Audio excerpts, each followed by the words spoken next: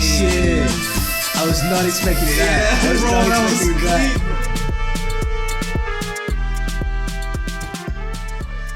Bro, I still can't believe I nearly got flying today. That was a scary ass fucking experience. Oh, April Fools, by the way. You didn't even have to bring the bike. Are we actually gonna go bike riding tomorrow? No. Like, not even for like a little bit. No, why would we? I told you we're more than 2 people and we only have 2 bikes. Okay, we're more than 2 people. Well, we don't like, even have 2 bikes. We have 1 bike and 1 scooter. You said you're gonna manage a bike. No, I'm just gonna manage with my electric scooter. Okay, so we have an electric bike and a scooter. Yeah. And 3 people. Who are the 3 other people that are joining us for like this supposed bike ride? The 3 other people are your mom, and your mom, bro. Because she fills up 3 spots. That's just how big she is, bro. Damn. Yeah, that's right, Okay. dude. I see how it is. Yeah, April Fools, your mom's fat, dude. Yeah, straight how's up. How's that an April Fool's? You're just saying that my mom is then not fat if you're saying that April Fool's. Because earlier you thought she was skinny, but now she's actually fat, dude. Oh, bro, you know that your mom is super skinny? No, but your mom actually watches the podcast. My mom doesn't. I can't be saying that kind of shit. No, my mom stopped watching the podcast a long time ago, bro. No, I'm gonna I think she gave up around episode 2. I'm gonna actually send her this podcast. I'm gonna be like, yo, Miss Graverson, your son bullies the fuck out of me. If you could like control him, please say some stuff to him. Like, you know, he's being hella rude to me right now. The thing about my parents is I've told them everything since like day 1. Yeah. So she knows you well enough to know that that's not true. No, but also I know for a fact that you anything lied to your mom. I say is definitely in defense, like and just a rebuttal to the amount of bullying that you throw out here. You fabricate lies left, right, and center. So like for you, April Fool's is every day. So today is like not even a national holiday for you, bro. Today's just like any other normal day. Because like every other day is April Fool's for you, man. Because like you're fabricating everything. Are you done, bro? I'm not gonna respond because it's the holy month of Ramadan and I'm trying to be peaceful and work on my friendships and my human relationships, bro. I'm peaceful and too. I think I'm just saying the truth. You're being kind of counter Allah right now, bro. Anti. How's saying the truth being counter Allah, bro? If anything, you're being counter Allah. Oh, because Allah's full of bullshit, bro. Have you read the Quran? I take that back. I bet because you're gonna get in a lot of trouble with like not me, but if. It's shit you can't be saying online, bro. Yeah, I know. No. The Allah Quran thing is chill, bro. Is that? You guys guys do your thing. Cool. How's Ramadan been? Should we actually properly introduce the podcast? No, oh yeah. Okay, since you finally took notes for once and you finally put down the structure instead of me. Yeah, of course. I mean, we brainstormed it together, you know. Otherwise, we'd have nothing to talk about in this fucking I was actually podcast. not even going to write the notes. I was going to be like off the dome type shit. Yeah, well, okay. So off the dome without looking at the notes that are here, tell me right now what all the topics are to see if this would have worked. So basically, we're going to talk about Tate. Yeah. We're going to talk about Donald Trump. Yeah. We're going to talk about Ramadan. Yeah. Bolivia is filler, apparently. Yeah. But, okay, we're going to talk about Bolivia. And then give me a minute there. Like I know there's one more thing right there. There has to be one more thing, right? Yeah, of course. But I'm only missing one. I'm not. Also, you forgot to write down one of them on the list. Which one was it? The one from Andrew Tate. You forgot to write down. No, but the Andrew Tate was the first one I said off the top. Yeah, I know. You're missing one that's also on the list. About Andrew Tate? No, just a topic, dude. Give me a hint. It's where we live. About Amsterdam? Oh, that would actually be funny. Have you seen? It's Europe. Yeah, protests in Europe. I knew that, bro. But listen, have you seen the video that they put out? The Dutch government put out about the UK. Yeah. We stay away. What is it? Stay home. It's stay away tourists. Don't come to our country, you filthy fucking what was it? I can't remember what it was. Okay. I can pull it up for you if you want. Like you sent it just the other day. Brits suck. Was that? I don't know. No, but it's basically with the British because like the amount of British tourists that come here. Like I even saw a TikTok on it. I saw it first on TikTok. You probably saw it on BBC because like you're more of a Yeah, I saw it on the BBC person. World News. I'm more of a young youth person, so like I saw it on TikTok first, obviously. Yeah. I saw it on the BBC. Yeah, on my television. But basically, black and white. What does it say? What does it say? The video? Yeah. Oh, that's what I was asking you, bro. I think it says "Stay away, you filthy animals" or something. No, it just says like it's like a little video that says thinking about going to Amsterdam to get wasted or trashed, and they use like a lot of English terminology. And they said think twice. A messy night ends up with like a fine or some shit. They said Amsterdam launches "Stay Away" ad campaign targeting young British men. Yeah. That's exactly. Yep. And like it ends with the guy like in the cell, like the holding cell, like a British guy, like holding his head, like, damn, bro, I can't believe I'm British, you know. I don't know if I don't know if I saw the same video, but like they also show like the cops stopping like a really drunk British guy, like in the roads, and he gets like, arrested. Yeah, he gets arrested. So there's no dialogue, so we don't know for sure if he's British, but Yeah. I think just by the way he was acting in the context of a drunk man in Amsterdam, Yeah. getting arrested, I think it's safe to assume that he is from the UK. Yeah. But he was from the UK, bro. Yeah. Like he specifically said he was from the UK. They ID'd him and shit. And also like they have this specific accent. Like, you know, you can tell when someone's from the you don't even need the accent, bro. When you look at someone that's from the UK, you can tell like, yeah, that person's from the UK. Yeah, absolutely. Absolutely. Yeah. But yeah, they are Yeah. kind of really fucking trashy. Like they come to Amsterdam for like stag parties, whatever it is. They come for like a weekend out. Yeah, and like outs. it's not like we're anti coffee shop, anti clubs, anti partying. We're just anti being We're just stupid. anti. Just pieces do it of shits. respectfully. Yeah. Go to the coffee shop quietly. I don't know what to tell you. Like, It's nice how we both say we as if like we're Dutch people ourselves. we're not, but we've never here, had yeah. problems, and I don't think we've ever caused anybody problems. No, Super easy. it is usually like we see a lot of the times here when we go out in center, like we see a bunch of British people because it's super cheap to like just get a ticket and fly here to Amsterdam. Not even that cheap, but it's just It's quite cheap. if you're really looking to party and like you have a group of friends, it's just like such a obvious thing to do, you know. Yeah, and it's like weed is legal here. That's like the one thing that everyone kind of fetishizes about the Netherlands. And it's there's like, also like a lot of the old media, you know, like how they used to make stories that like show that side of Amsterdam, you know. You know, like a bunch of British people got pissed off that Amsterdam actually put out this kind of video saying like, "Oh, you're being discriminatory against British people." We're yes, I think that was the point of the advertisement, bro. Like we're that was legit the point of the advertisement. discriminating against you, bro. It's like they're saying it's a stereotype, but it's like a stereotype that's a correct stereotype. It's not wrong, you know. You come here, you trash the place. Listen, obviously, of course, you should never stereotype and blah blah blah. It's only funny because it's like a group of people that usually are the ones stereotyping, right? And like discriminating. But does it really fall under stereotype if it's like statistically? Yes, they're like the tourists that are the ones causing the most trouble. Yes, it's still a stereotype. It's still a stereotype because you cannot, and discrimination would be judging all UK youngsters and addressing all UK youngsters as if they are that stereotype. Okay, yeah, true, but which the video does. Does it? I actually didn't watch the video, bro. I mean, it doesn't specifically say like, "Hey, UK Brits, stay away," you know. But obviously, the context of the video is very much we're gonna target this group.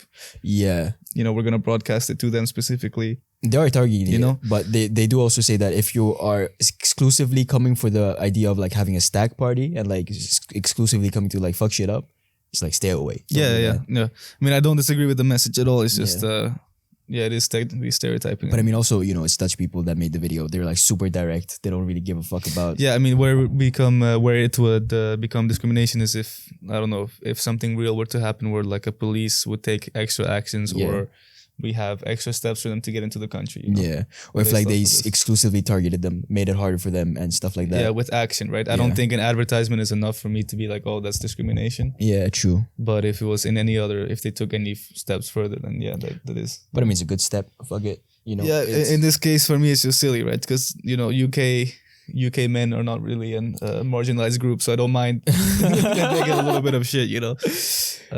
No, but it's also really weird, like. UK people in general, like we see this kind of like not giving a shit kind of vibe. Like they go wherever they want to go and they just do whatever they want to do, like all the time without like any thinking that there's not going to be any precautions or stuff like that. Yeah. It's what's it called? White man brain syndrome or something. Where you do everything and until the last moment you're like, no, why would anything happen to me? Like I've never suffered consequences. I've never suffered consequences, so it must be all right if I just keep doing it until there's consequences. You see the number one place you see that is when white people are getting arrested and they're just in genuine disbelief. You know? Like, oh, you're doing what? And then when they do get caught, they're like, I've never been caught in my life doing this shit. It's like, but okay. Doesn't mean it's all right. Welcome to the rest of the world. Yeah. Have you seen a bunch of people that like sometimes they go to like the clubs, they'll piss in the corner, they're like, and then they get kicked out, and they're like, "What did I do wrong? I didn't do anything wrong." What? Bro, always, you piss in the fucking corner of the club. Yeah, I saw you do 10 things illegal in a row. Or like they think that they can just smoke anywhere. Like they go into clubs, they start smoking. Like it's messed up. Yeah, that's crazy. But the UK need to do something about like that kind of stuff. They need to like, I don't know if it's the education, I don't know what it is. Like I don't know what makes them think they can do that kind of stuff. What makes them get away with that kind of stuff? That's an interesting question. I don't know. would you say they have a culture around that? Like, They definitely have like a big hooliganism culture where am I wearing a shirt that says hooligan? no, you're Baby Keem. Yeah, I know, but there has to be hooligan. No, okay, yeah, classical. Sorry, my bad, tangent. But You're they a have terrible podcast host, bro. I'm gonna find a replacement, bro. Like one of these days. I'm also looking for a replacement. Bro. Yeah, Let's both double find the replacements. podcast. Smart. Work smarter, not harder. Yeah, we and then we can post both on Monday and Wednesday. Do you think we can about like? Do you think we have the capability of like sticking to one topic, or like it's just not No, possible? it's not possible. Anyway, do you want to talk about protests in Europe? Do you think I have ADHD? If there was a spectrum, you would be on that spectrum. Yeah. I don't know if ADHD is or isn't. You know, I bet. I think the guys who were supposed to do that probably got distracted, forgot to do it. Yeah. Hooliganism. Yeah, but I don't know. Like, sorry, I don't really have an argument, or like I can't really put my finger on why that would happen in British culture. So I don't really know. They have a very big like football culture behind it, where like they go. I don't know if supporting- that's like the cause, right? It's like, okay, what caused that football culture to be so crazy? Like, what happened? Yeah. You know. But they do have like this thing of like always going out to pubs, bars, getting shit-faced drunk, and I then think just maybe it's just the pub culture that goes back so long that it's the norm that on Friday, you know, it's kind of like what's that movie where all laws don't count? You know what I'm talking about? Yeah. Shit. Old thing. But yeah, I think that might be what's going on, right? That like they're so used to in their culture and also historically that every Friday or I guess even Saturday you can go out and get trashed and do crazy things and go back to the office on Monday. For them, it's like every day. Yeah, and then everything continues, right? Yeah, and that's acceptable. And I think maybe, yeah, I guess they bring that culture over when they're outside partying too. Except it's extra hard because it's like an extra special party, right? You travel for it. Yeah. I guess they just go a lot harder when they come here because there's actually really no repercussions because like they don't live here. They're just gonna go away if anything happens. They're like never gonna have to show their face again to anyone. Right. So you think they're also, I mean, and that's the thing in a lot of countries outside of Europe. Yeah, they are treated like with extra impunity just because they're white. You know, like if you go to South America as a white person, you can get away with a lot more. Because bro, even in the police are more scared to stop you and stuff like that. And like if you do get into serious trouble, eventually in court, they're gonna let you go home because they don't want to keep someone from a white country. You know, the UK government would get angry and shit. Do you also remember like during the World Cup where like people were betting on like the people from the UK being the ones getting banned from the stadiums? Yeah, there was like so many memes of people saying they're the first people to get banned. Yeah, but we've also seen it during the Euros when like during the final of the Euros they just trashed all of the UK. Yeah, and that's why we had to beat them. You know, fucking what can we do? Class, obviously. It's never coming home, bro. It's never coming home. And if you come to Amsterdam and get wasted, you're also not coming home. You're going straight to jail. Hey, man. Yeah, bro, protest in Europe. Where did it start from? Where's it going now? I think the main highlight or what's like the buzz right now is the protest in France, of course. Mm-hmm. So I don't know if you want to start there, but Macron wanted to raise the retirement age by 2 years. Yeah. And the French did not like that. What's it at right now? It's at 63. 62. Or 62? Yeah, and he wants to raise it to 64. I think it was 63, no? I read. Okay, it could be, but he wants to raise it by 2 years, right? Okay. So that's the whole thing. And yeah, the people didn't like that, so they started rioting and protesting. He tried passing it through Congress. Like, you know, the parliament works, right? Yeah. He proposed a law, people vote on it. The parliament that represented this. It didn't pass. So then he was like, okay, well, if it's not going to pass democratically, I'm going to force it through with a decree. Yeah, okay. And in France, they have this. So you can, as a president, you can apparently force certain laws through. Mm-hmm. But when doing that, you automatically bind yourself to a no confidence vote. And what that is a quite common phenomenon in democracies. It's a vote on if the president is fit to continue as the president or if there should be an emergency replacement. Yeah. Right? And then the vice president steps up until you have like a election or something. Okay. So he did that. Ready to face a no confidence vote. They voted on him as well. The parliament kept him in power. So the same people who voted against the bill, when they had to vote on Macron in general, they were like, maybe let's not regime change right now, you know? Uh-huh. So yeah, he stayed in power and the people kept protesting and it's been going crazier and crazier. But I mean, for me, it's an absolute beauty to wake up every day and see the new videos from the protests in France and like new information. I think it's beautiful. I mean, I think the rest of Europe is like also quite enjoying seeing France in shambles. Yeah, but okay, that's one perspective. My perspective is more like thank you to the French for showing the world how you can still protest effectively.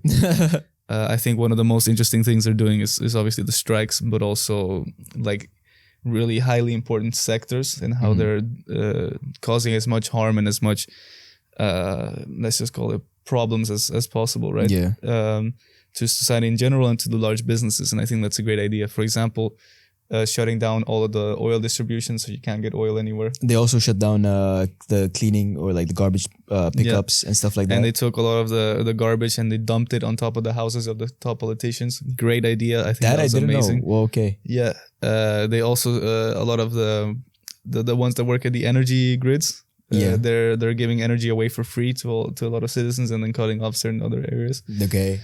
The firefighters are boycotting. They're refusing to put out the fires from the riots. Not all of them, but some of them. Another great idea, you know? Yeah. This is when, because riots and protests, they can cause some harm. They can cause some pressure, but at the end, the police can always shoot you down. They can hose you down with water. Like they literally stop protests with water nowadays, you know? Monopoly. There's a full monopoly on violence.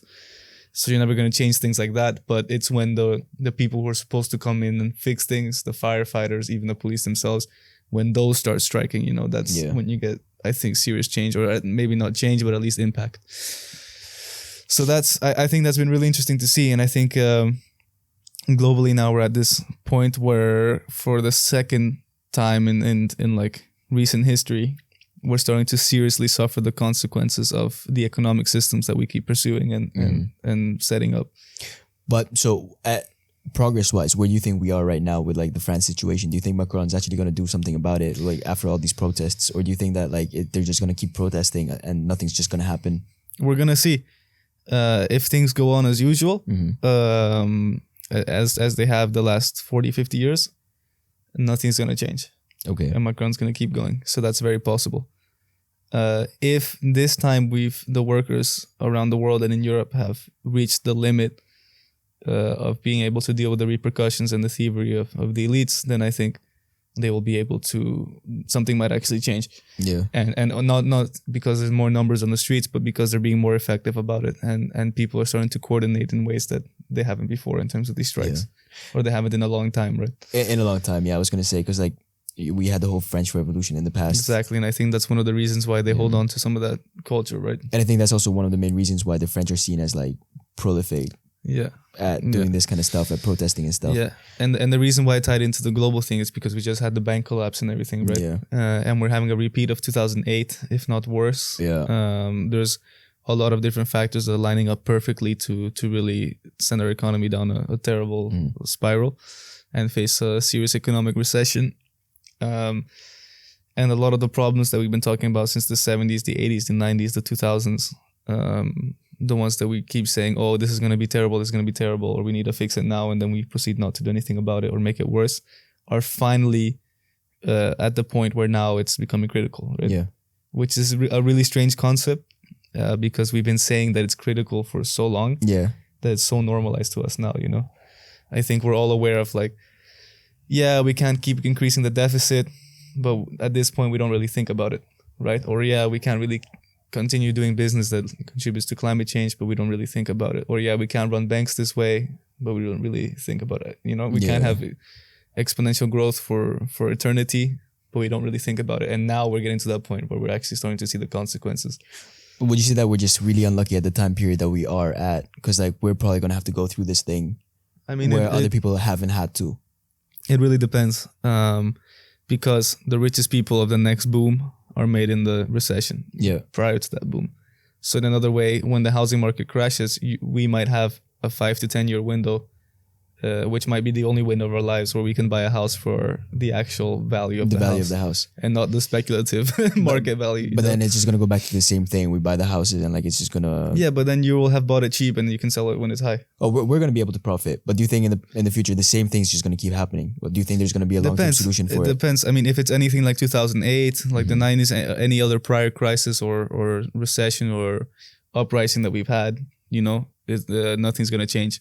But if we've actually finally felt that limit where we're able to inspire workers from across country and sort of take on ideas and actually effectively protest. And I think what would be like an effective way of like changing it so like we don't repeat the same mistakes that we have done in the past in 2008 and like what we're gonna do like right now. So this is very interesting, right? So there's two major problems at play that are causing, and this is why we said protests in Europe and not just France, and they're all in very different ways causing backlash from the people and pain on the people, right? And therefore the backlash. So one is that the rich people around the world, and let's just stick with Europe for now, because I think that's the most close to home, most understandable. The rich people in Europe have been able to get away with profiteering at like increasing levels, right? And at hoarding wealth at increasing levels, and not giving back through taxes and other forms of redistribution to the people. Right? So that's one. Taxes have been decreasing historically, and the amount of wealth that people are allowed to keep for themselves, and the amount of profit that they're allowed to take from companies keeps getting bigger and bigger at the expense of the working class.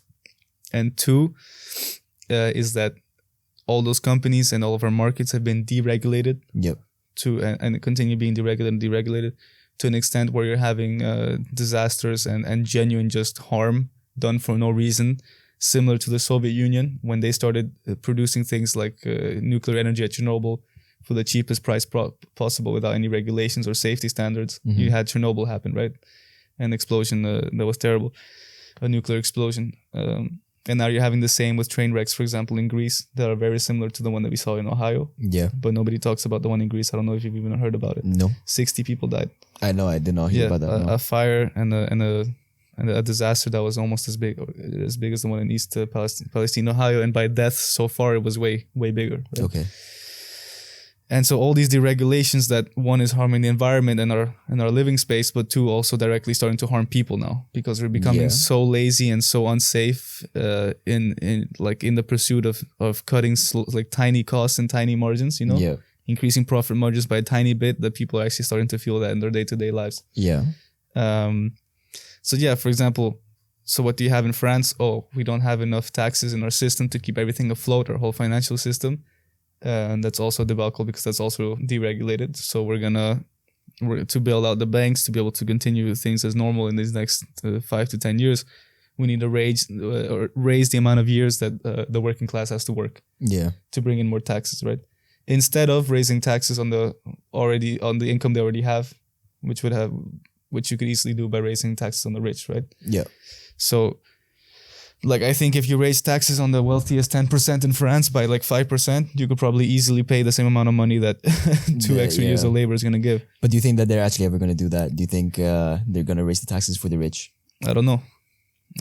I mean, that's where the protesting and everything comes in. Even then, even if they do, let's say, theoretically, they increase the taxes for the rich always have a way of like not paying the taxes. Right. So I think more than that, I mean, so there's like simple solutions and then there's harder solutions, right? Simple solutions within the system would be to increase the taxes, to use the same system we have, but revert it back to the way it used to be maybe in the 60s, 70s. Or even just revert it back to the 2000s. Any step backwards in that sense would do fine. Or maybe, do something more parallel to the Danish system, the Scandinavian system, something like that, right? Where you use the tools you have at your disposal to kind of go after it. So that's one. Two, which is what I believe in more so, which is a harder solution, is to actually rethink the whole system and figure out ways to do things better, right? That's going to be like way, way harder and like almost impossible to that point, no? Yeah, of course.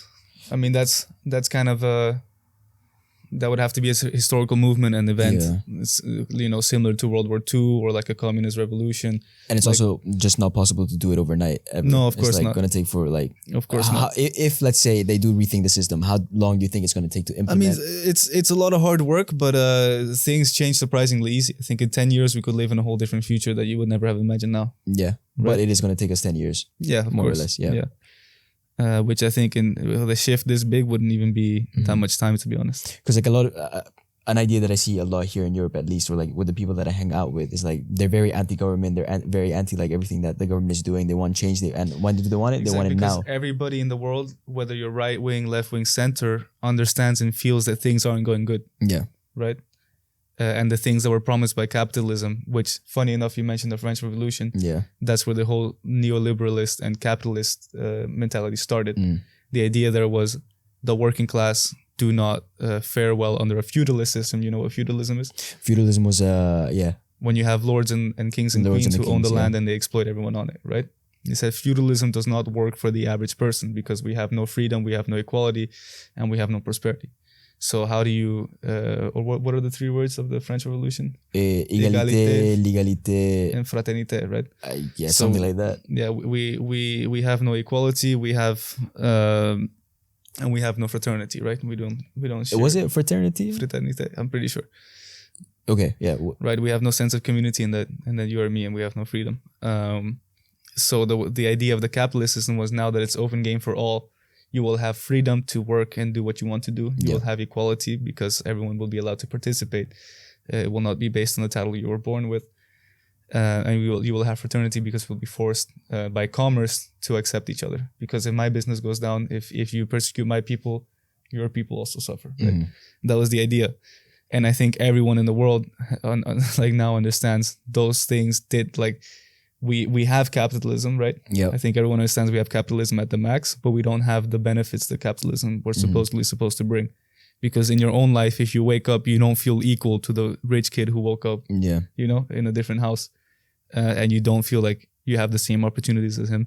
And you don't feel like you have the same freedom as him. In fact, you feel very much bound to where you started. Yeah. Because you have people you have to take care of economically. And it is in fact like quite hard for you to like get out of that kind of class. Like if you're born into like, let's say even in the caste system where like it was even more prolific, where it's like you're born into this class, you're gonna stay in that class forever. Where now the idea was that and we measure that. It's called class mobility. Class mobility, yeah. So you take the whole population and you see out of the people, I don't know, in these last 100 years who were born in this class, how many of them died in the same class, and you measure that. And class mobility has been falling for a while now, especially in the US. So it's not just it's kind of like just how you feel; it's also proven in the numbers, right? It's kind of like a nice mask that we have. It's like you have the chance, the opportunity to like grow as much as you want, but like it's actually not the reality. It's like if you're born in one class, you're more or less realistic. Yeah, I mean the teacher tells you can be whatever you want, and that's the nice idea. Again, the idea of capitalism. But the reality is, when you go home, if your mother's sick and you need to buy her medicines, you're gonna go work at Albert Heijn or at the supermarket. Yeah, and that's not freedom. Yeah, right? Because life becomes real eventually. Yeah, and then when I think people are starting to realize that.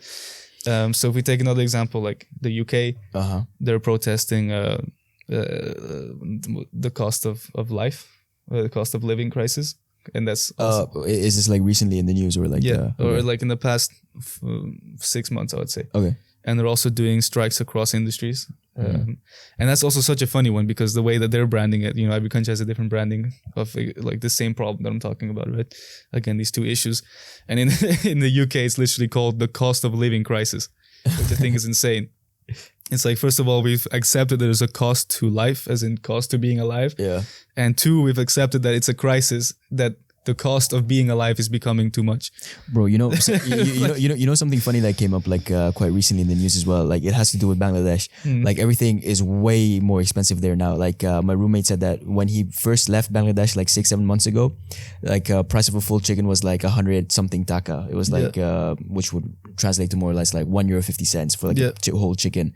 Now it's like 360 taka, which is like around €4 or something. There's like a lot of very common products that you usually you buy to survive, which have gone up 3 to 4 times in price. Like, bro, around the entire world. Okay, €1 for us, €1 to €3, €4 is like not that expensive. But if you think about like your third world country where like it's crazy. That's crazy. And even expensive. to us, that's expensive. They can't afford that. Honest, shit. Like it does affect. And this is the funny part. You know what? Our prime minister came up with, and you know what she said? What? She came up with like I don't know. She went out into the news and she said, here's a bunch of ideas for you guys that you can follow to try and reduce the costs of everyday living. Instead of actually doing something about it, she's like, here you go. Yeah, here's a bunch of things that you can do. It's like the article I saw in New York Times, which is like having trouble with the rising cost. Have you tried skipping breakfast? That was one of the fucking... Bro. Do you that's what the elites are feeding us now, bro. This is even funnier. Eat less. Do you want to hear some of the stuff that she actually said? She suggested. What? She said, okay, since the price of meat is high, why don't you make burgers out of jackfruit? She's like, Jackfruits are everywhere. Hey, bro, They're veganism. inexpensive. Bro, yeah, veganism, bro. Veganism, bro. She's like, why don't you replace meat with these No, jackfruits? listen, I'm a and stuff like veganist, that? bro. Yeah, fuck it. It's fucked up. It's so fucked up. And then you know what else she said? Do not waste any part of the fish. And Cook you- the fish. And you know what's crazy? You know what's crazy? What's crazy? So you take that context. Yeah. Everything around you rising in price, including they have the audacity to raise the price of milk, bread, eggs, chicken, butter, the things that are essential to Yeah. life, right? Uh-huh. Essential to society. They have the fucking nerve to raise that by 3 times. And when you look at the profits of the companies, the same companies that are doing this, they've never been higher. They're like fucking They have skyrocketing right now. It's never disgusting. been higher, and that is a fact. He- They're bringing in insane profits that they never have before. And these Yeah. same companies, on top of them price gouging you, and then they're making insane profits, the government turns around and in these past years gives them the biggest tax cuts and stimulus bills that you've ever seen. And actually, instead of doing anything to help the people Yeah. do anything, they're just like, oh, here's a bunch of suggestions of like Yeah. what you can do instead of actually doing something for them. You Yeah. know? So when you ask me, are things Yeah. going to be different this time? I tell you, nothing is different in the sense that we're pursuing the exact same roads. We're doing the exact same things as always. Yeah. It's just that every time this happens, we increase the pressure. Yeah. And this time we've gone so far that for the first time, I think, just coincidentally, my opinion, that we've reached that limit. Yeah. But you could disagree with me and say that the limit was 10 years ago, then you would have been wrong, or that the limit is in 50 years. I don't know. But I happen to think that now we're reaching that level where it's too much. You know, when you see people not able to afford bread, the companies that's selling them the bread had no other reason to raise the prices other than making more money Yeah. because they have an excuse, you know? But here's also the thing, right? And then it's like, they actually make the profits, and then we refuse to tax them, and we actually decide instead to tax them less than the year before. yeah. But here's also the thing, right? Only now you're going to bring up the point of like how there's like more and more rises and protests throughout Europe. Yeah. But I think it's not just going to be Europe. I think it's also going to be like The world. the world. And the global south is now also starting to, it's like a new terminology that I've been hearing more and more, the global south. What was the global south? The global south, exactly that. So anything underneath the equator, basically, of Okay. the whole continent, of the whole world, sorry.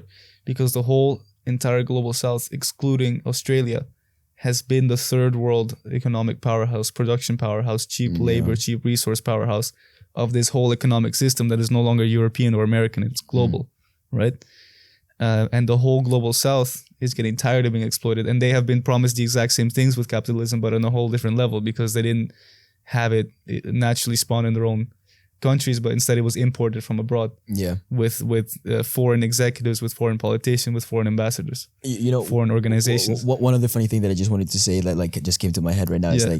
like Sheikh Hasina, our prime minister in Bangladesh. You know, so one other thing she said is like if you're gonna buy a fish, use the whole part of the fish. And what she suggested that you cook the fish for way longer and until the bones basically melt. So you eat the fish with the bones. Yeah, So that's okay, that's fine. yeah. But you know what the problem is? What? How the fuck are they gonna pay for the gas prices to to cook the fish for that long, bro? Do you know how expensive it is to have like fucking gas in your house? And you are saying, Oh, bro, it's fine. Bro, it's fine. You're in the East, bro. Saudi Arabia solved that problem, bro. They just signed a deal to sell all their oil to the East instead of the West. that's not even the problem. The problem is like, okay, first of all, you have to buy the gas. Okay, it's already expensive as shit for like, I've been to my village, and in my village, there's like one of my aunts that's still like living, just off the money that she gets given by her, let's say, family kind of Social network kind of. Yeah. And I've seen her kind of like already struggling to buy gas to cook for everyone, and otherwise she has to get a bunch of wood and she has to cook on a wooden stove, and she needs to source the wood, she needs to burn that wood for a really long time. I'm telling you, It's just not efficient at all. a lot of the people you're describing make up a good, this is going to be a hard number to estimate, but I would say 20 to 30% of the people who live on this planet. Yeah. And for those big fucking chunk of people, billions, all we've done in the last 2 generations for them is turn their houses and the things around them from brick into plastic Yeah. while living under the same fucking economic problems and life problems in general, socioeconomic problems as always. Yeah. And in a lot of cases, even worse. More and more every day, what it feels like is like the government that's meant to help us is not actually meant to help us, but it's just them helping themselves. Yeah, and because that's been happening at an increasing rate, and that's where I say, like, okay, we've been taking these step ups the whole time, but I think now we've taken a step that might be too far. Yeah. Finally. And also another thing, like through the protests that we've seen through France, is like hats off to like the French people for like actually having the courage and like being able to go out and protest and stuff like Yeah. that.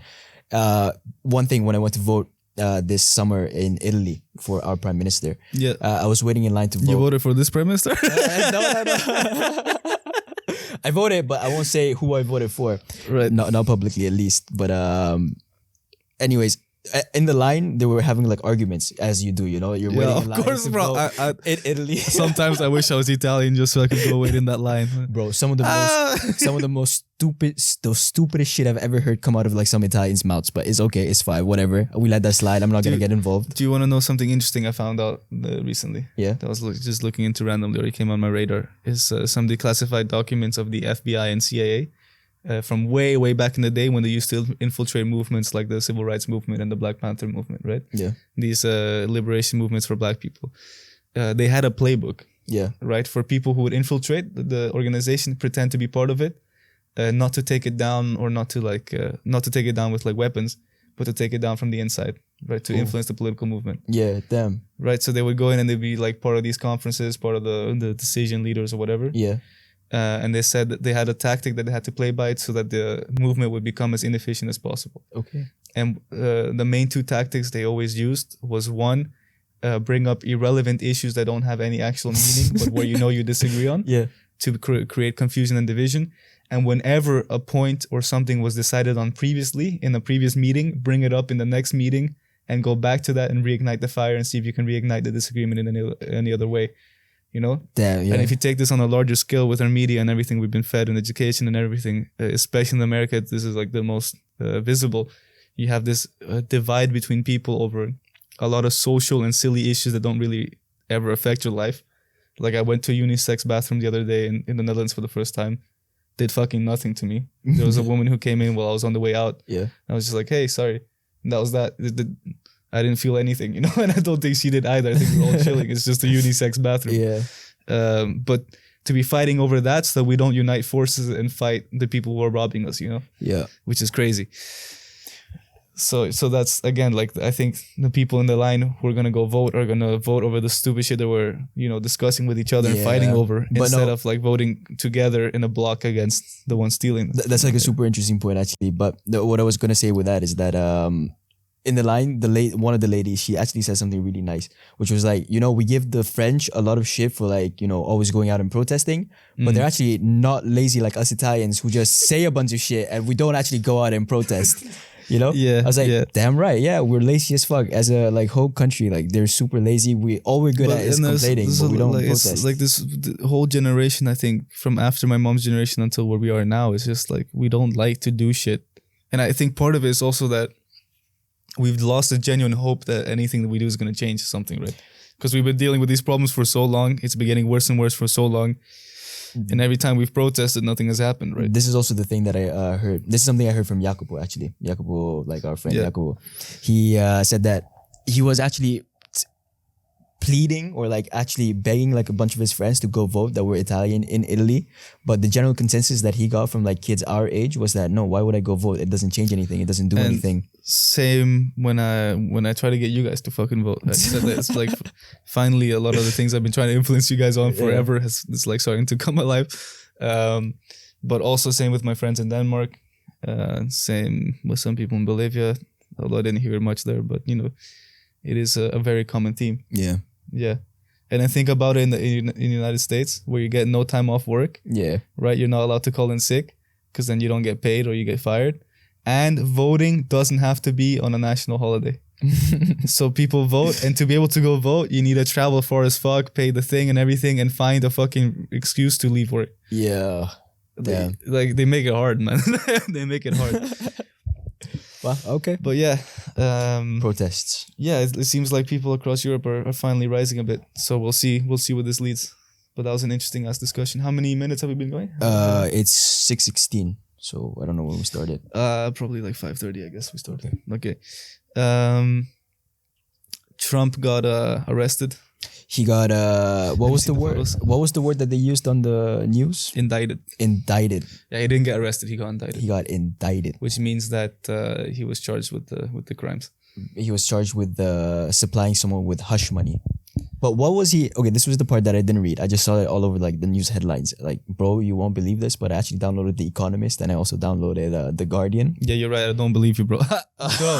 Dude, nice April Fools, man. That was the funniest one yet, man. But that's as far as He started by telling me he was pregnant, by the way. Just you say the same joke every fucking year, bro. Oh, guys, I'm pregnant. At least I'm consistent, guys. I don't think that's how pranks. Okay, whatever. By the way, guys, I'm pregnant.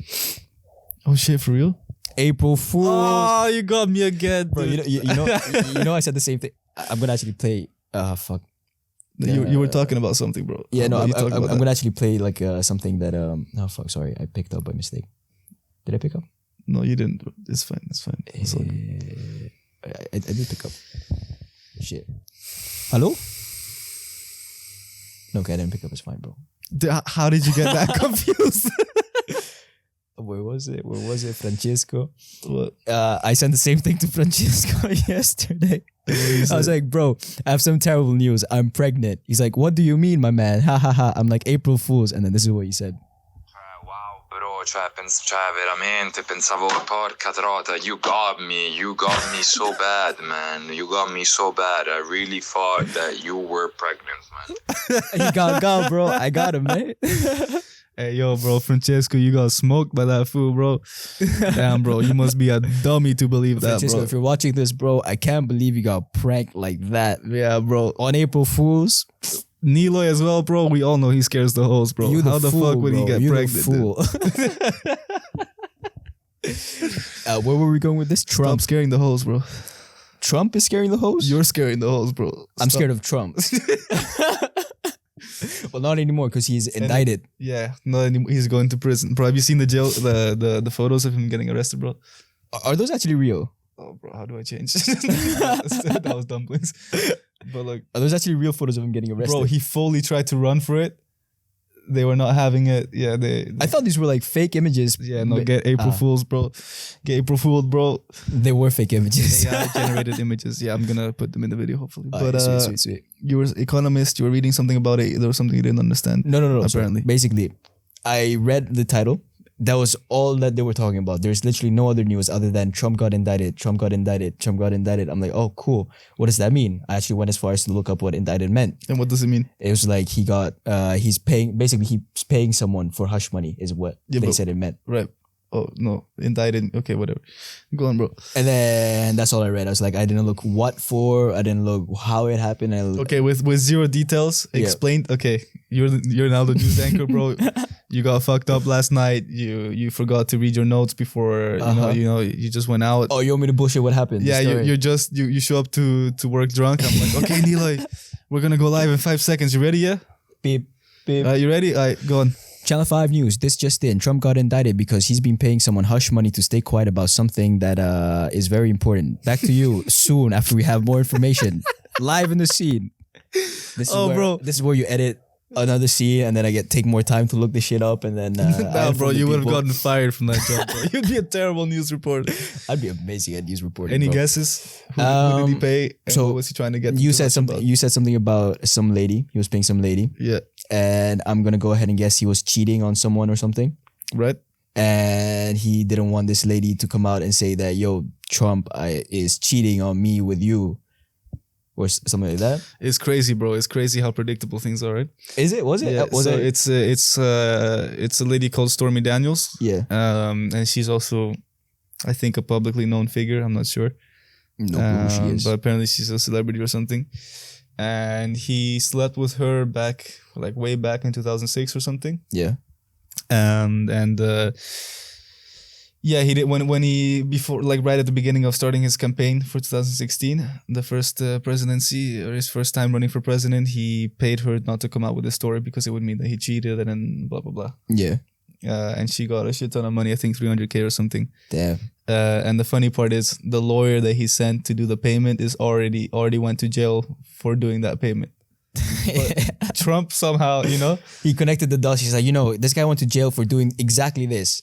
I might as well just make him do this exact same thing again.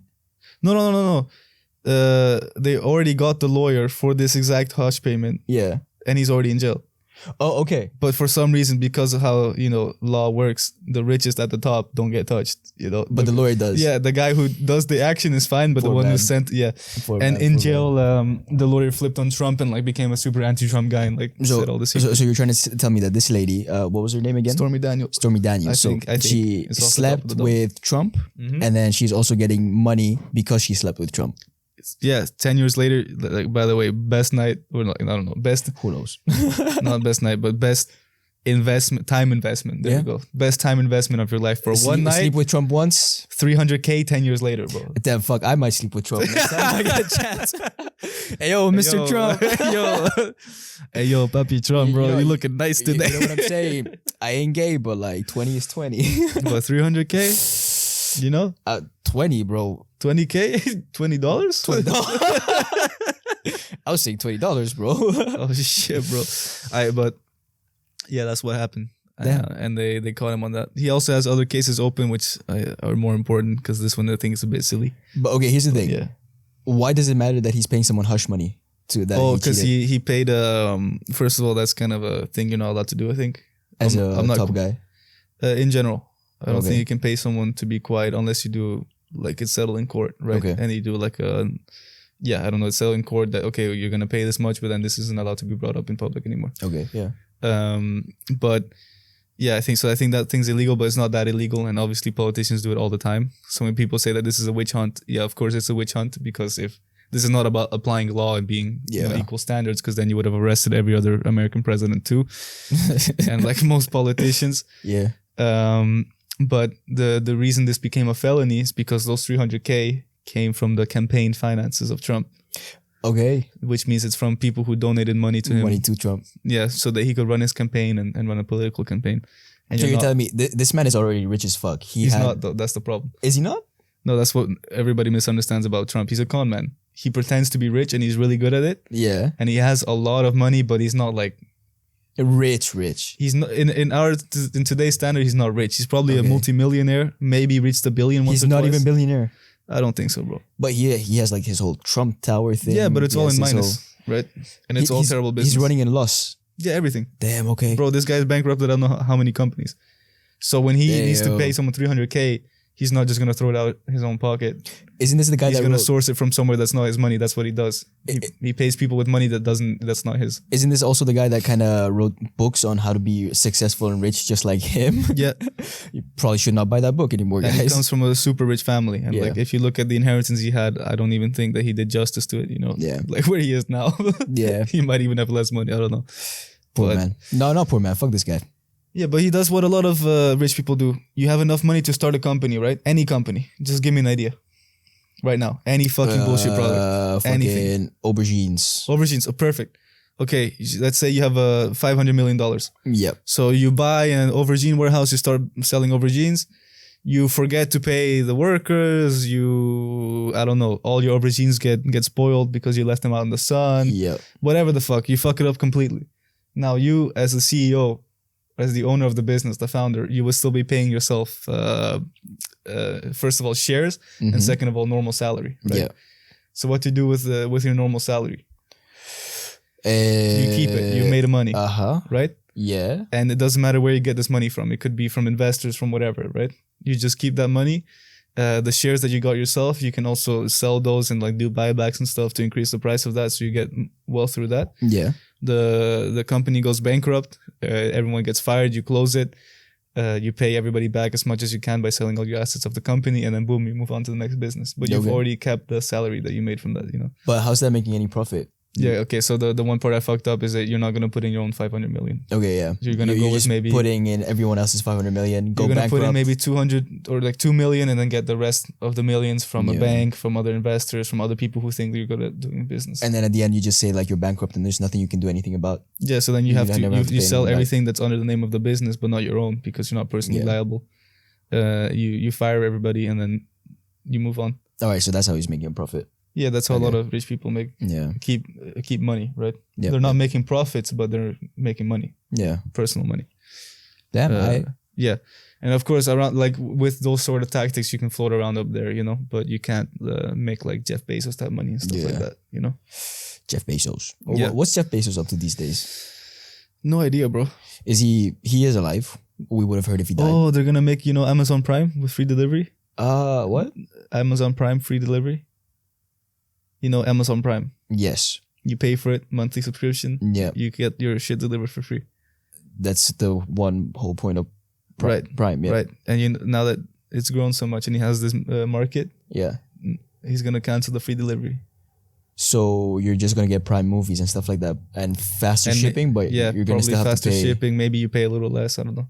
Okay, but you're still gonna have to pay for like shipping then at that point. Yeah. Okay, Jeff Bezos. Why? Because that's how capitalism. That's what capitalism does, bro. Once you have the market and there's a possibility to profit, Yeah.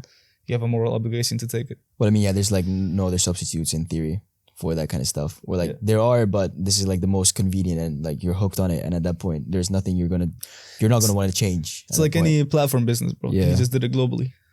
You start the platform, you make it as low cost as possible so that people get used to using your platform when all the business is happening on your platform. and then just increase the price all of a sudden, Yeah. and then people are like gonna have to pay that price because they can't live without it anymore. Exactly. That's how that works. Yeah, But yeah, I don't know what else to say about Trump. I guess here's the news. he's going to jail. According to Dennis, right? And he's Dennis the Menace. Yeah. You know Dennis the Menace? Yeah, of course I know Okay, Dennis the Dennis the Menace. The menace of the Dennis. Yeah, he's my number one guy for news and stuff. Yep. According to him, what happened is that the Illuminati, they traded out. Listen, bro, this is serious, bro. Okay, he's my number one source. So yeah. Yeah, okay. Can I just ask? Did Mocho also have something to do with this number? No, one source? he's sleeping. He didn't say shit. Damn. But according to Dennis, the number one source on anything truth, Yeah. right? Yeah, Like yeah. whenever I want to find out something, I want to know something that's truthful right now. Oh, I'm gonna go out to Dennis and Yeah, be like, exactly. yo. So he said what happened is they traded out Andrew Tate for Donald Trump. That's what they've been putting out in the meme pages as well, bro. I saw that literally today. I know, bro. I know. It's like, the world giveth, the world taketh. Yeah. And sometimes you got to take a little Trump to give a little Tate. I guess. Damn. But yeah, that's what That's so happened. philosophical, Yeah. It's like the world gives you one nice thing and then Yeah. they take it away, but they give you. Bro, we were supposed to talk about Andrew Tate now, like this was the segue. Oh, But bro, I'm so tired of talking about Andrew Tate, bro. Can I just play the one clip? can we just play the clip and be like, yo, you Okay. guys saw that, right? Okay, let's summarize this in 30 seconds. Can we also put like a bibliography of like where we got the source from and stuff like that? If you want more details, go watch this guy's video. Yeah. Okay. So let's do a recap. Right. He's accused of sex trafficking. Yeah. Right. And all the Tate fans are like, no, it's made up. And the police is like, no, it's not made up. You got arrested. Now he's out, but not out of his case. He hasn't won his case or anything. He's just out on house arrest instead of prison. By the way, this has nothing to do with the fact, but he can grow a nice ass beard, bro. It's only because he's Muslim now, bro. It's because he's Muslim, bro. Fuck. Gotta look out for the Muslim brothers out there. Is that a requirement, by the way? To have a beard. Yeah. No, it's not a requirement. But No? At one point, if you have a beard and you haven't shaved for like 3 or 4 weeks, you can't clean shave anymore. Is one of the things in Islam. You have to keep it forever. Yep, you can trim it, you can't clean shave it. So if you stop shaving for 3 or 4 weeks, Yeah. you would never be able to clean shave again? So yeah, in theory, but I don't. It's not that big of a thing. So I just clean shave when I want to clean shave. Interesting. So that's why y'all have beards. Okay. Yeah. No, but also another thing is because we follow what Prophet Muhammad did, and our Prophet Muhammad, he had a beard. So in He theory, just hated everybody who's clean shaven. Bro, this is why the Arabs and the Mexicans have been having beef for centuries, bro. are the Mexicans clean shaven? No, it's just the South Americans in general have a hard time with the facial hair. Ah, okay. Indigenous people didn't grow a lot. I thought South Americans had like The mustaches. Oh, the mustaches. They can't grow the beard. Yeah. That's also one of the things in Islam is like a mustache is not okay. You can't have it because like when you're eating and drinking food, you can't have it, but you gotta keep it short and clean and stuff like that. If it gets still, bro. a bit too That's long, haram, bro. That mustache is haram, bro. it's like not haram. It's something called makruh, which is like not haram, but it's not halal. It's like technically you're not supposed to do That's it. mokro, bro.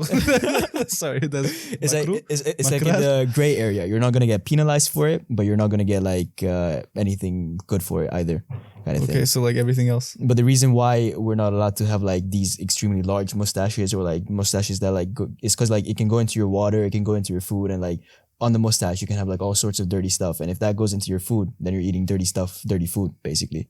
is one of the reasons why. So you guys had to write that in just to teach people how to be adults? Like, don't put, I don't know, whatever, bro. No, no, but it makes a lot of sense, you know. It's Yeah, like no, a lot of fair people that enough. have mustaches, they have like huge fucking mustaches. And even if it's like, even if mine gets a little bit big, it still gets into the food and stuff like that Yeah, of course. Yeah.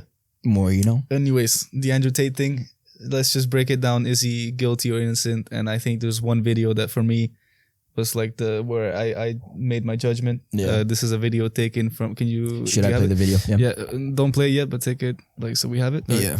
So this is a video made from by Andrew Tate himself, speaking by himself for himself. There's someone in the comments saying, "Is this man ending it on a note of defending Epstein?" Was he defending Epstein? No, Ah. he wasn't. That was a misunderstanding, in my opinion. Ethan thinks he was, but anyways, what the guy said about Epstein was that, look, Epstein got killed in prison, so I think the justice system and everything can easily be used just to take out people that you don't like, you know? Yeah. And I think for sure, of course, that's how it works, but that's not the case of Andrew Tate necessarily. Okay. And whether or not he did sex trafficking in this video, taken from one of his earlier courses where he taught his fans, he taught his people how to become rich. One of the ways which he was teaching was doing a cam girl business, which is sex work, obviously. And in this video, he's explaining part of the strategy that he uses in order to get people to work for him, to get these females to work for him. The context that's missing is that the first step is for him to make them think, make them fall in love with him, and make them think that they're in a serious relationship and that this is going somewhere. Mm-hmm. That's the context that's missing. That's also widely available on his website, from old screenshots of his website, both in written text and in video format. And this video here is the most damning, let's say, in terms of the actual sex trafficking part and following very clear, obvious and old tactics of sex trafficking. But also at the same time, is it surely like the people that are, you know, condemning him of like this act, they're going through like trials and stuff like that. They've Yeah. also probably gone to like some of the girls that where he did the business with, no? Yeah. Do we have like any accounts of these girls and what Yeah, they so that's for me that's hard. I wish I had a straight answer. Yeah. From what I know is that there's I think over at least 3 females and women involved in the case that are speaking out against him. Yeah. But there's a lot of fake news out there, and I don't know what's real or not, that they're saying conflicting things and stuff. Okay. I don't know. All right. But from what I've heard from the news sources that I tend to trust, there is a lot of evidence and testimony from women speaking out against him. Again, And, how many women did like he affect with like his kind of business? He had, I think, several hundred. Several hundred. Yeah, in his business. Damn. Okay. So it shouldn't be that hard to get like people to testify against. It always is because you know it's and one of the women that I did read, and this is also let's take this discussion just to include it, but it's a bit of a harder one. Women who are being abused and people who are being abused in general. This goes to any sort of abuse. For them it's real and it's part of their life, and they're usually tricked into that part by somebody who they thought loved them and who they thought they were safe with. So at that point, the most common coping mechanism, let's say after rape or something, is actually to try to take ownership of that moment and convince yourself that that was something that you were looking for and that you wanted. Yeah. And one of the cases with the first woman who spoke out to him in England back in 2017, or like a long time ago already, she says that she was violently raped by him, but that she decided to go back to him a few months later and continue the relationship. And a lot of women do that. And that's why it's such a silly thing to say, oh, why aren't there more people saying anything? Or if she was being raped, why didn't she say it back then? It's because when you're in that moment, you're under deep psychological and physical abuse. No, I'm not saying about that moment. I'm saying like more so now after like this came out. I know that wasn't your thing, point, but it's just to explain that, you know, it's hard to look at it that way, right? Yeah. So yeah, you could not easily, but I think you could definitely have a case where 100 women are being abused and none of them say anything. Yeah.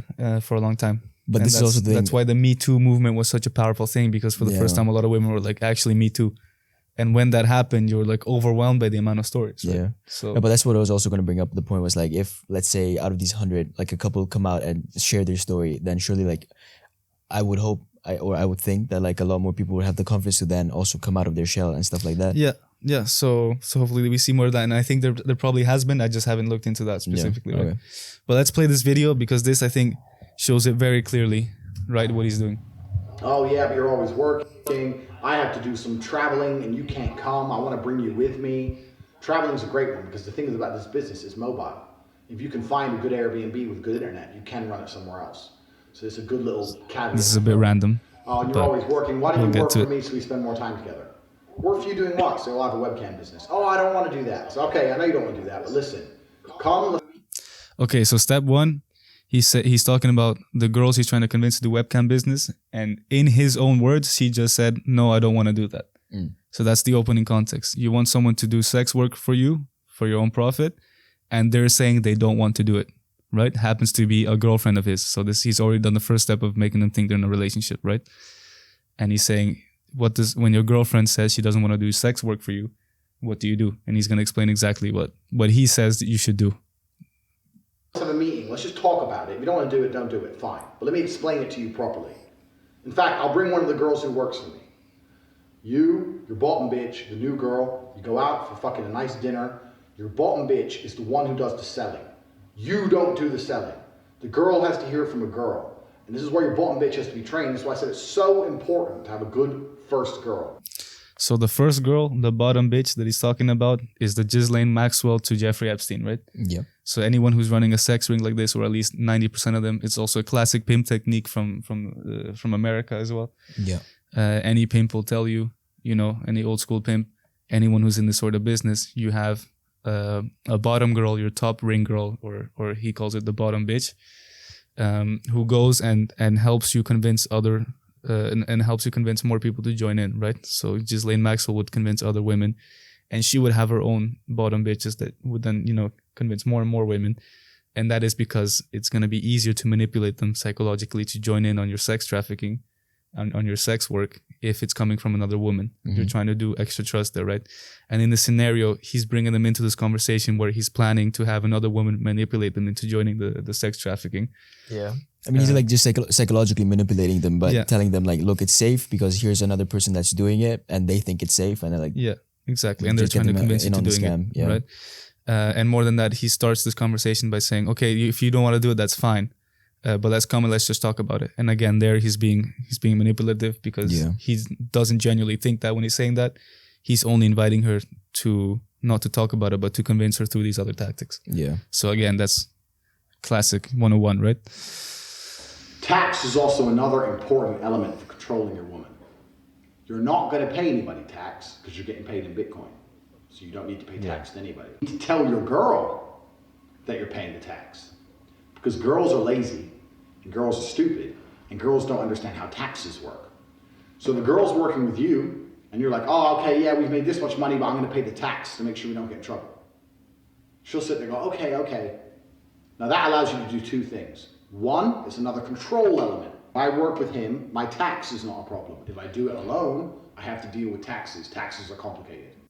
So now, just the fact that he said control level, if you're trying to control your employees in any business beyond the control mechanism that are already legal, trafficking, human trafficking. The fact that this is for sex work makes it sex trafficking, right? Mm-hmm. That's how that happens. And further proof of this now is when he's talking about the taxes and everything, how he's going to exploit this worker, the sex worker, to the maximum, to take the maximum amount of money from them, right? Yeah. Which is a crime on its own and nothing to do with trafficking. That's just employer crime, right? Yeah. Withholding salaries. He's just like stacking on like charges on top of charges. It just happens to be another crime that always goes hand in hand with sex trafficking. Yeah. Right? So there you go. I guess we'll let the last play just so you can see the full extent of how he tricks these women. We play? Yeah. So control element. It allows you to pay her a smaller percentage. So I used to pay my girls 30%. So for every $10,000 they made, I'd give them 3, and I'd keep 7. 30%. They thought they were on 50%. And I said that the disparity is because of taxes. So you're on 50%, but we had to pay the tax first, and then it's 50-50. If they say, why is it 50-50? Because I'm the one on camera. You say, because I'm the one typing, I'm the one with the property you're working in, I'm the one paying the bills, the electricity, I'm the one who's, and the electricity and every other maintenance cost of this property, I'm the one who bought the equipment, I'm the one who knows what he's doing, I'm the one with the knowledge, I'm the da-da-da-da-da-da. Shut the fuck up, go online. And they should be pretty happy with that if they respect you as a person overall. So really you're paying 30, you tell them you're paying 50. The difference is in the tax. That's where... Okay, we don't need to get into specifics of how he's exploiting them with the money side of things, but I think the first part of what we just saw is the main point, right? Yeah. If you're manipulating someone to join like that, that's sex trafficking. He also has another clip where he talks about taking their passports away. So one is because when he's saying come have a conversation about it with me, he's not saying come around the corner, he's saying come to another country. Yeah. Go from the UK or from wherever you live to Romania. And then once you're in Romania, he's admitted to taking their passports away in a similar video like this. Damn, yeah. And the moment you touch the passport of someone who's working under you, Yeah. or even anyone in general, I think it's already a crime. But if your employer ever takes your passport or any documents like that, That's like a big no-no already. That's an instant charge of human trafficking. Yeah. Instant, right? So for me, I think it's. I mean, he's also- talking about himself. In Romania, like, how did he get away with it? Like in Romania, like what law do they have where it's like he's not Nothing. gonna They get- were investigating him. Eventually, got enough evidence to go and arrest him. They arrested him, and now they're Okay. ongoing in the trial. I Oh, guess. but also I think in the past he did also say that in Romania it's easier to just like get away with like Yeah, stuff like this. and he was starting to get on the radar of the British police. Yeah. But he then went to Romania. Yeah. And another part of it, which is the whole fucking irony of this, is that everyone's like, "Oh my God, the feminists are coming for him. They're like, they're going for an innocent person, an innocent man who didn't do anything." Yeah. There has been cases like I know at least that one that I looked at, but I think there's been more of women, as I said, from 2017, who went to the police. That woman that I was talking about who got raped by Tate and went back to him in a relationship. In between that time, she went to the police. She had text messages. She had voice messages, but the police didn't do anything. Yeah. Because as a woman, there's already, like, if we talk about let's say a funnel, right? You have 100 women who get raped. Maybe 5 of them are strong enough psychologically and have the means available and the people around them to support them, where they can talk about it openly and actually go to the police and relive that trauma and continue that trauma by opening an investigation. Out of those, like 100 women, right? 5 of them go to the police. Out of those 5 that go to the police, in almost all cases, all 5 will eventually be turned away. Yeah. And there's a tiny chance that maybe one of them ends up winning their case. But also the law is kind of a bit discussing it as well a little bit. Because like, Andrew probably also has lawyers. And like the people that are testifying against Tate, the lawyers that are defending Tate also have the right to question the people that are testifying. So they can also emotionally manipulate that person into kind of saying that, hey, I don't want to testify anymore because like it's bringing up too many like scars. If you just got raped and this is like the worst thing in your life, why would you want to go down to a police station and then open like a 2-year process where you're going to have to explain again and again what happened to you on the worst night of your life to a bunch of people who don't believe you, who are trying to discredit you and who are legally obliged to discredit you? Yeah. Because that's their job under the fair system of the law. Yeah. Right? Nobody wants to do that. And then on top of that, you have the social media aspect with all these Tate fans who are clowning like you and telling you them, berating them with like that you're just bunch doing of jokes. Yeah. It's like nobody wants to deal with that. That just adds so much more pain to the experience. Yeah. You just want to hide yourself in the hole, get over it yourself, and then continue your own life. You just want to move on. Yeah. Because at the end of the day, you're not gonna get anything real. It's not gonna eliminate the pain if he goes to jail, right? Yeah.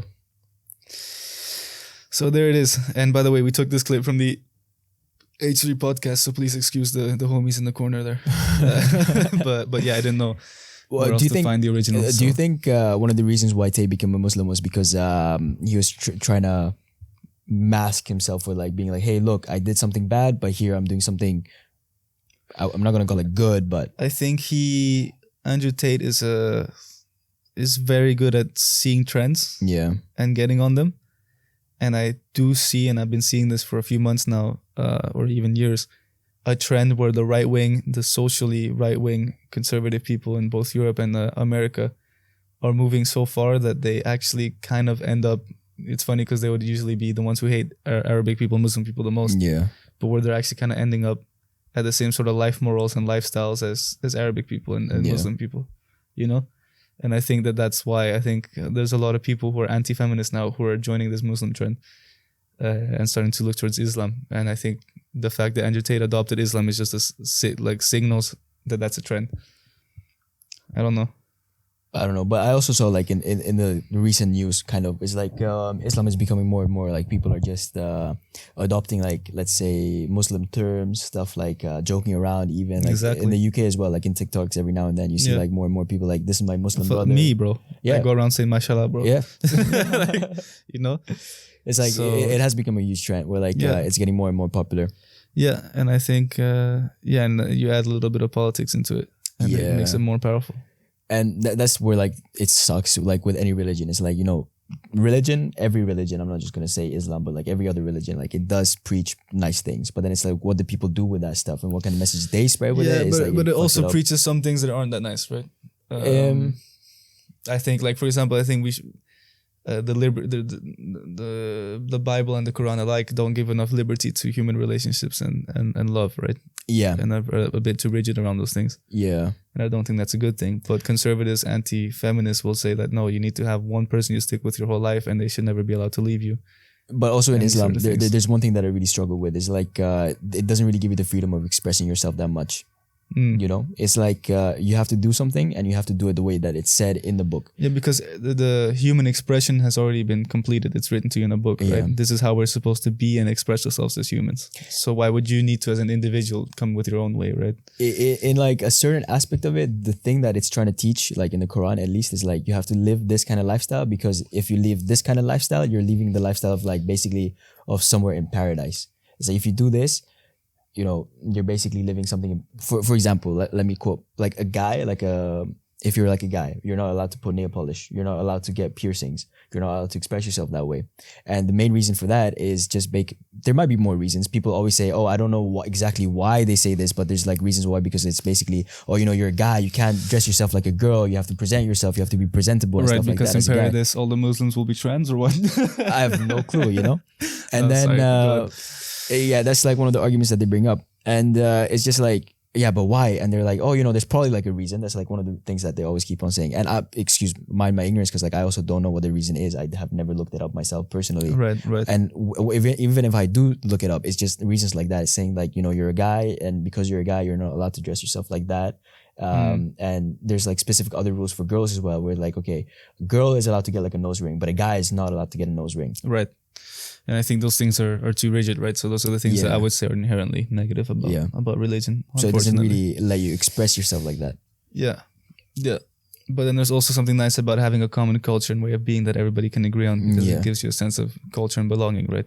Because overall, the idea of like, let's say any religion would be, in theory, is to like have a peace within like yourself and peace with everyone else around you. Peace and structure, right? Yeah. A framework to observe life and live life, right? Which is hard to come by. But the one thing that I kind of disagree with is like, I'm not gonna follow it like rule for rule, because that's literally impossible. Yeah. And like also the lifestyle that like, let's say the society that we live in right now, or the community that like we live I'm in. saying, as if like I'm a Muslim preacher and I'm like, it's okay, Niloy, you can do it like this and like that. It's like, as in, I don't know, you tell me.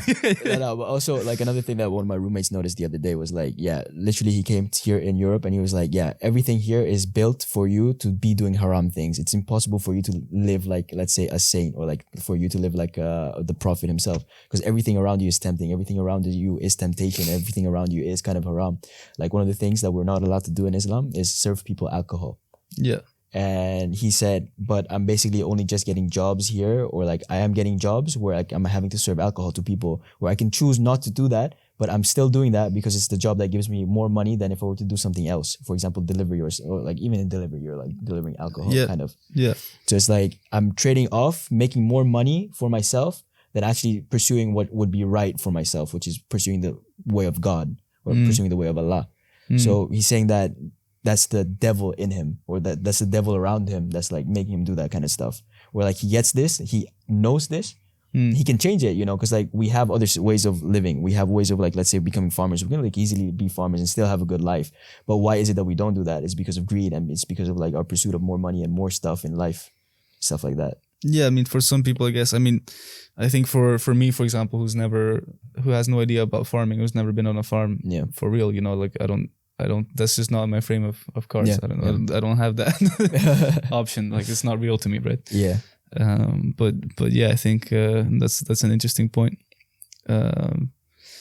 yeah, I guess we do have a lot of temptation in general, and I guess coming from that sort of culture must be quite a shock. Because also, like, another thing that we're not allowed to do is, like, we're not allowed to smoke, we're not allowed to drink. And the reasons why we're not allowed to do those things is because it is generally harmful for yourself. And we're not allowed to harm the creation of God because we're made in the image of God. This is something that's also written in Christianity, I think, right? Yeah. It's like, why would you harm something that's made in the image of God? Not to that extent, but that we're all made in the image of God, right? Which is, again, paradoxical, because if we're all made in the image of God, then why don't we accept everybody? Exactly, yeah. Yeah. It's like, it's nice things, but then you can also be like, but there's this, but there's that. It's like back and forth, and it's like a debate that you're never going to actually be able to win. There's no winning in these kind of debates. It's like... No, there's no... Because it's inherently paradoxical. So, like, even if you all agree to follow the text of the Quran or the Bible 100%, you're still going to have disagreements because the text itself has disagreements. Yeah, exactly. But in general, okay, go on, sir. There's a point that someone else also made. It's like, you read one book, I read the same book. You're going to have a different interpretation of that book, and I'm going to have a different interpretation of that book. Yeah. So then why would they make the Bible or the Quran a book? You know, why wouldn't there be like... I didn't think they had cameras back then, bro. But it's like, if God or Allah, they really did exist, why didn't they explicitly give us that knowledge to live the way that they wanted us to live? Because bro, I think Allah wanted to create a movie. Yeah. But he had to wait for us humans to invent that shit first because he wasn't that smart apparently. No, I don't know, man. But I would say, I mean, yeah, if you want a straight answer from me, I would tell you it's because that shit was written by a human, right? But that's what I'm also saying. Is like, but even then, that's what the point that I brought to you the other day was like, even though it was written by a human, that human must have been really smart because like some of the stuff that is written in the Quran. Yeah, to take it upon yourself to create a system, a framework of life that can be shared amongst as many people as possible. Yeah. Is a very hard task, and these were obviously successful. These three, at least, right? Yeah. Let's say the Jewish, the Christian, and the Muslim, because it had people adopted it, so it resonated, right? But whether or not it's ultimately smart, I think you're gonna have to take that framework and apply it to different contexts of being alive. Like if you were alive in the 13th century versus now, right? Yeah. And I think in certain contexts, it does make sense, and in certain it doesn't, right? Yeah. And today, I would say, surprisingly, I think a lot of it still holds true, but a lot of it, and increasingly, is not really useful. Yeah, exactly. Interesting. C'est la vie. C'est la vie. C'est la vie. But you're doing Ramadan and all that? I'm doing Ramadan, still going strong. This year I'm doing it proper. No smoking, no drinking? None of that. No nothing? No. Really? Yeah. Like what if you're surfing? I wouldn't be surfing because I don't know how to swim. All right, what if you're skiing? I wouldn't ski because I don't know how to ski. Do you know how to ski? Yeah, of course, dude. Yeah, of course, dude. Who doesn't know how to ski? The fuck? Of course I know how to ski, bro. What are you talking about?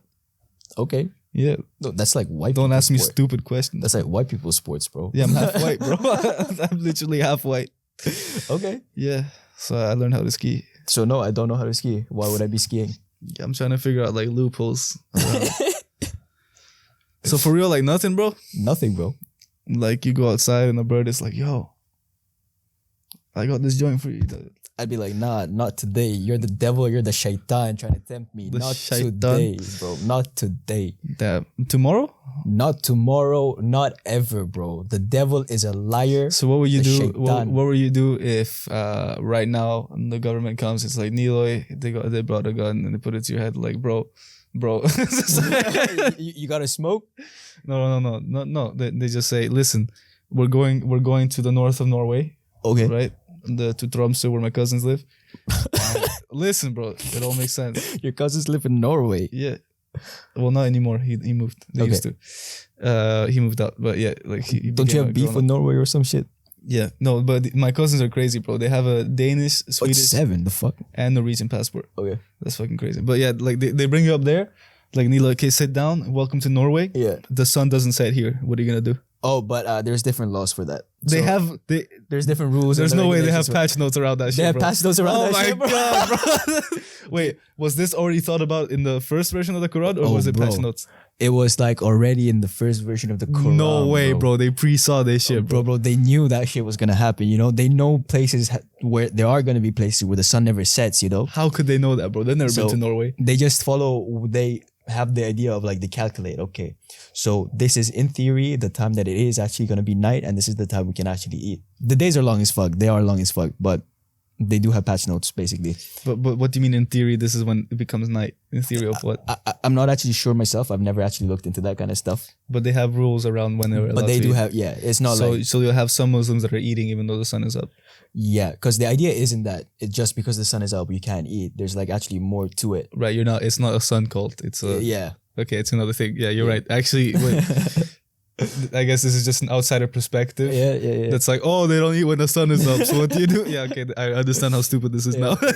Of course, that's not the point. Because the main point of it is like you try and put yourself Is into the the fasting, feet yeah, of people yeah. that can eat. So Right, you are more grateful for the stuff that you do have in your life. Right. So nobody actually cares if it's a 5-minute thing, I guess. Yeah, Like 5 even if minutes. it's like a 5-minute thing, it's like a thing for 5 minutes. But in the summer is when the let's say not the summer, the winter. The winter is when the days are the shortest. So Yeah. that's when you like sometimes even have like 5 hours 5 hours. where you're just not eating, and then the rest you can eat. So it's like, you know, Yeah.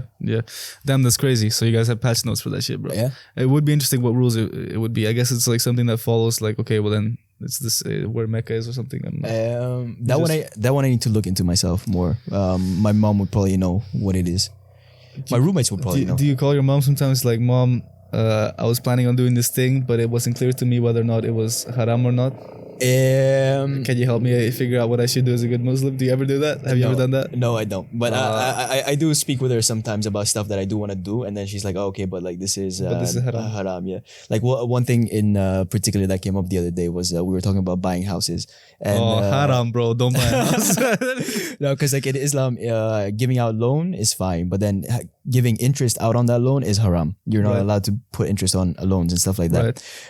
But that's personally for you. So if I were to give you a loan, I cannot ask you for interest. So Can I have $100, dude? yeah, and then no interest. Yeah, of course. Yeah, you know, Yeah, you've charged me interest before, motherfucker. whatever charge you. No, I'm interest. kidding. You don't have money. You don't have money to like lend me. It's like easy fix, by the way. It did. But then I was like, okay, because the idea of it is like, so in theory, if I take a loan out from you and you charge me interest, Yeah. am I allowed to take a loan out from you then? Is that still considered haram? Right. So that was my mom also didn't know. So like my mom was like, okay, I also need to look that up. Because like the idea was like in the future, I want to buy a house and stuff like that. And for that, I'm probably going to have to take out like a mortgage or a loan from the bank and stuff like that. Haram. And to do that, there's no bank in the world that does not charge you interest. So I was like, yo, mom, there's no bank in the world that does not charge you interest. There was a Danish bank for a while that was charging negative interest to buy houses. No cap. For a while, not now. Yeah. Yeah. So But you might get lucky again. Like if we go back a few years, the interest rates were so low that they're basically, what's it called when it's not haram? They're kosher? No, what's it called?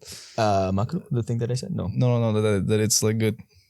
Halal. Halal. Yeah. Bro, like if we go back 5 years, the interest rates are like so low that it's basically halal. It's halal. Yeah. Who knows? But banking in general, the whole thing of it is technically haram. Like the whole thing of it.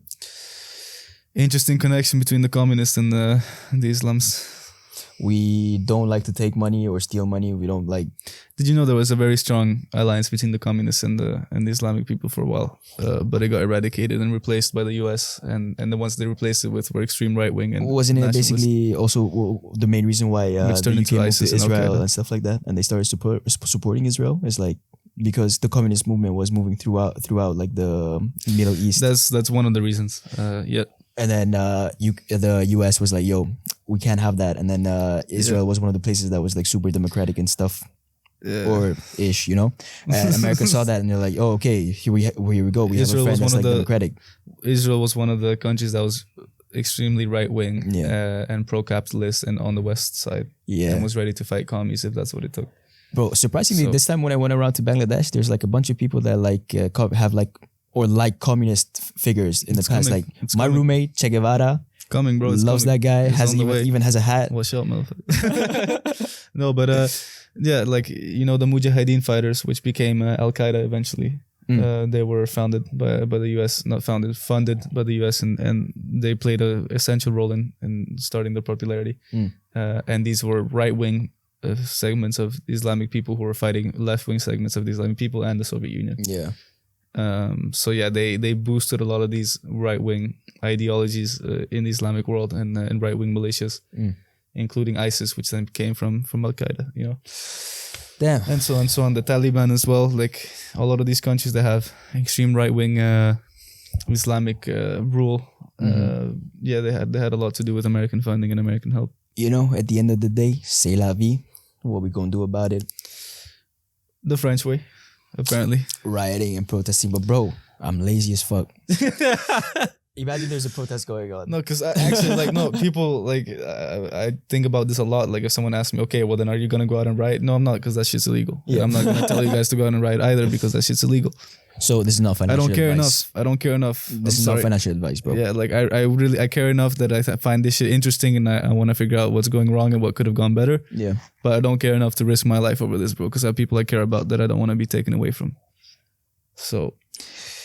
yeah. Right, shout outs. Daily Kelvin, shout out. Daily Daniel, shout out. Shout out DN. DN. These nuts. Got him, bro. Got him, bro.